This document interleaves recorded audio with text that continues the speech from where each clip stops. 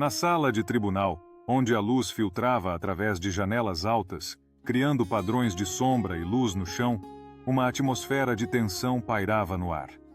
O juiz, uma figura austera com um olhar penetrante, estava prestes a iniciar um dos mais importantes casos de sua carreira. O tema central, a graça, um conceito muitas vezes mal compreendido, estava em julgamento. O som do martelo ecoou no espaço reverberante, chamando a atenção de todos presentes. Entre os assistentes, os murmúrios e as especulações se intensificavam. Os que estavam ali sabiam que não se tratava apenas de um caso jurídico, era uma luta pela alma da humanidade. O protagonista, um advogado conhecido por sua arrogância, estava representando a graça. Seu nome era Tiago, e sua confiança era quase palpável, como se ele pudesse sentir a energia de sua própria justiça correndo em suas veias. Ele vestia um terno escuro, impecavelmente ajustado, e seus olhos brilhavam com uma mistura de determinação e desdém. Para Tiago, a graça não era apenas um conceito, era um direito inalienável que todos deviam ter. Ele acreditava firmemente que a justiça deveria ser cega, e não permitiria que qualquer forma de opressão se interpusesse entre ele e a vitória. Do outro lado, um promotor implacável, conhecido apenas como Senhor Almeida, representava a figura da autoridade opressiva.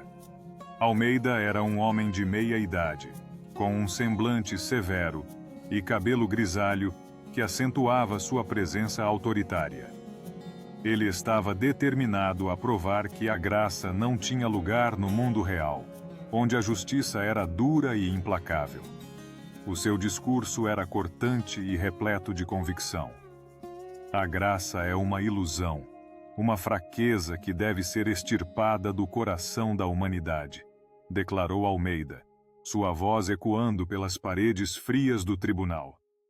Ela permite que os culpados escapem das consequências de seus atos. Tiago, ouvindo essas palavras, sentiu uma faísca de desafio acender dentro de si. E se a verdadeira justiça fosse mais do que punição? Retorquiu Tiago, seu tom desafiador ressoando entre os presentes. E se a graça fosse a chave para a verdadeira redenção?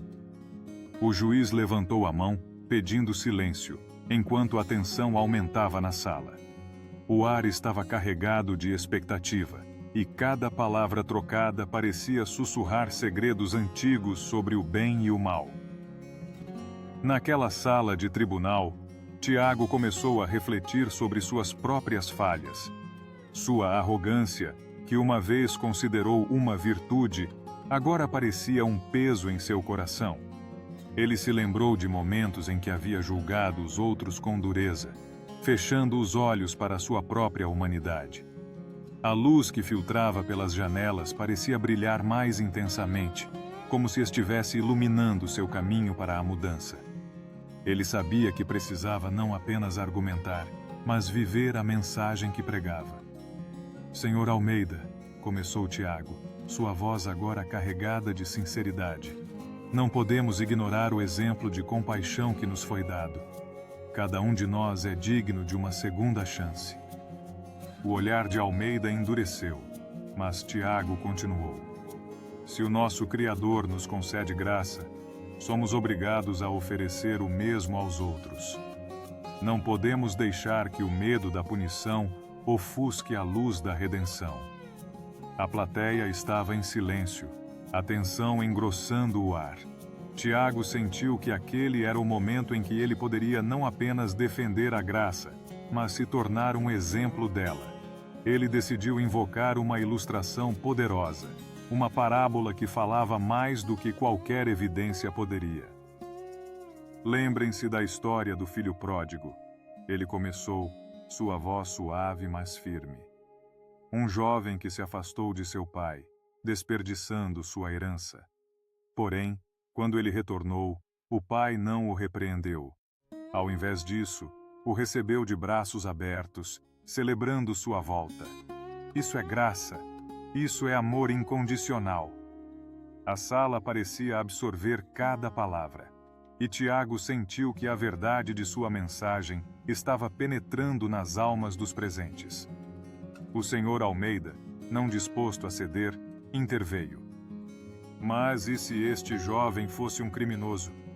E se suas ações causassem dor a inocentes? O que dizer da responsabilidade que ele deve por suas ações? A sala estava novamente em suspense. E Tiago percebeu que a batalha não era apenas por palavras, mas pelo coração de todos ali. É precisamente por isso que a graça é tão essencial, senhor Almeida, respondeu Tiago com fervor. Sem ela, a justiça se torna uma espada afiada, que corta sem compaixão. A verdadeira justiça deve equilibrar-se com a misericórdia. Não estamos aqui para condenar, mas para redimir. Todo ser humano, por mais perdido que esteja, carrega dentro de si a centelha da divindade e do arrependimento. E é nosso dever ajudá-los a encontrar seu caminho de volta. A tensão na sala estava palpável, cada palavra de Tiago reverberando nas almas atentas. Ele sabia que a luta estava longe de terminar, mas sentia que a verdade estava ao seu lado. Ele continuou. O perdão é um presente que recebemos e devemos oferecer. Ao reivindicarmos a graça, não estamos apenas buscando compaixão para nós mesmos, mas estamos estendendo essa mesma compaixão a todos ao nosso redor. Em cada ato de misericórdia, em cada gesto de perdão, estamos, de fato, vivendo a essência divina. E ao fazermos isso, estamos promovendo a verdadeira justiça. O juiz, que até então observava em silêncio, finalmente se pronunciou. É um ponto de vista interessante, senhor Tiago. No entanto, como podemos garantir que este princípio seja respeitado? E se ele for mal interpretado, resultando em caos? A pergunta pairou no ar. E Tiago sabia que a resposta não poderia ser apenas lógica. Precisava vir do coração. A chave está na fé, Excelência. A fé de que a graça pode transformar vidas. A fé de que a verdadeira justiça não é apenas a ausência de punição, mas a presença ativa do amor e da compaixão. E enquanto estivermos dispostos a acreditar, a construir um mundo onde a graça é mais forte do que a lei, podemos criar um espaço onde o arrependimento é reconhecido e a redenção é uma possibilidade real para todos. É um convite à transformação. Nesse momento, Tiago percebeu que sua arrogância, que antes o isolava, se tornara um catalisador para sua verdade. Ele estava em um caminho de autorreflexão e crescimento. O senhor Almeida, no entanto, não estava apenas em um papel antagonista. Ele era um símbolo de todos os medos e dúvidas que Tiago enfrentava dentro de si mesmo. A batalha no tribunal era, na verdade, um reflexo da luta interna de Tiago. Ele estava confrontando não apenas o senhor Almeida, mas suas próprias crenças sobre justiça, culpa e perdão. E à medida que cada testemunha era chamada, cada história de vida exposta, Tiago viu como as pessoas eram moldadas por suas experiências, muitas vezes de maneiras que não poderiam controlar. A sala lentamente se transformava em um microcosmo da luta humana pela graça. A cada testemunho, a cada confissão, tornou-se claro que a verdadeira essência do ser humano é feita de imperfeições, arrependimentos e, acima de tudo, a busca por redenção. Em um momento crítico, uma mulher idosa, chamada Dona Clara, subiu ao banco das testemunhas. Com uma voz trêmula, mas forte, ela compartilhou sua história de vida. Eu cometi erros em minha juventude. Fui gananciosa, feri aqueles que amava. Por muito tempo, carreguei o peso da culpa. Mas um dia, conheci a graça.